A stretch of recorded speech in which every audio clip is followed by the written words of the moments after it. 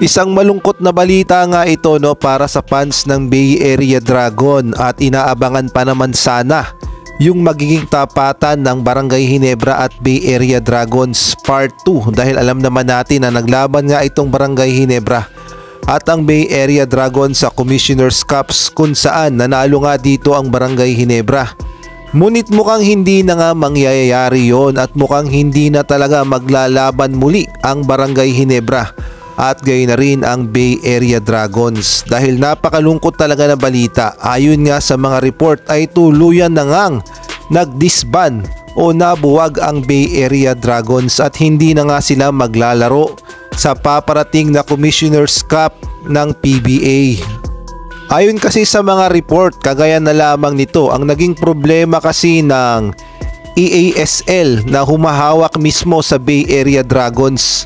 Unang-una na nga dyan yung pinansyal, mukhang naubusan na nga ng budget ang EASL upang ipagpatuloy pa ang team ng Bay Area Dragons. Mukhang wala na nga silang pangbayad sa mga players at gayon na rin sa mga imports na kagaya ni lamang ni Andrew Nicholson at ni Miles Powell, kaya minabuti na lamang ng EASL na idisband na ang Bay Area Dragon. At eto nga mainit-init pa, meron ngang sinabi si Coach Tab Baldwin na malamang sasampal dito nga kay Coach Chot Reyes. Way back 2018 kasi ay nagkaroon ng podcast itong si Eric Mek at naigest niya nga dito si Coach Tab Baldwin. At sinabi nga noon ni Coach Tab Baldwin patungkol nga dito sa Gilas Pilipinas. Well, niriltok niya nga ang Gilas Pilipinas. Ang sabi niya nga, ang style daw ng mga Pilipino sa paglalaro ng basketball ay streetball o larong kanto na hindi daw talaga gagana sa international competition. Kaya naman ating pakinggan ang buong sinabi ni Coach Tab Baldwin.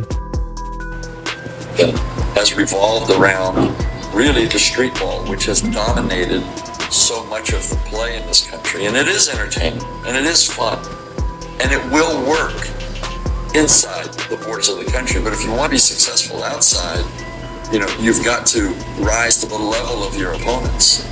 And when your style of basketball can be exploited by disciplined, intelligent teams, and they will force you into innumerable mistakes, you have to look at yourself. If I could just encapsulate what I believe the Philippine style of basketball is from a negative standpoint as opposed to what we should be, it's very simply this. That in Philippine basketball, you put the ball in the player's hands and that player sees what he can create for himself. When that runs into a wall, then he gives it to somebody else who does the same thing.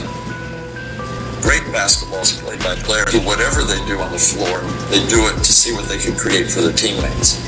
That's why this was created as a team game. It wasn't created as a your turn, my turn style of play. It was created as let's see what we can cohesively do to grit together to create the most efficient outcome. And I think that we're in conflict with that in this country all the time because we have great basketball players.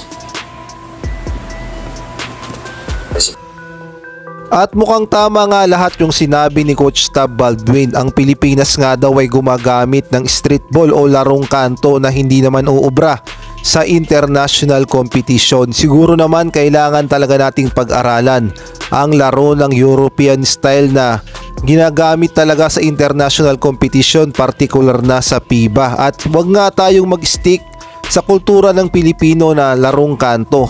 At nabanggit nga ni Coach Tab Baldwin na yung mga players daw ay magagaling naman, kailangan lang talaga maturuan ng maayos. Well, kung kayo naman ang tatanungin, anong masasabi nyo sa sinabi ni Coach Tab Baldwin? Maaari kayong mag-comment sa baba.